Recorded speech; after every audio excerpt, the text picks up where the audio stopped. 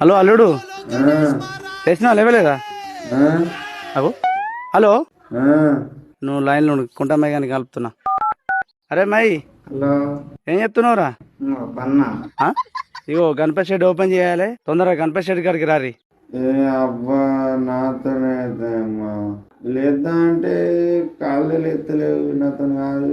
ఏ అబ్బా రా అబ్బా నిన్న అత్తంట తాగిపిచ్చిర్రు ఎగిరిపిచ్చిర్రు తిరందాకా నిడలేదు మనలేదు. అప్పుడు నేను రానే మంట.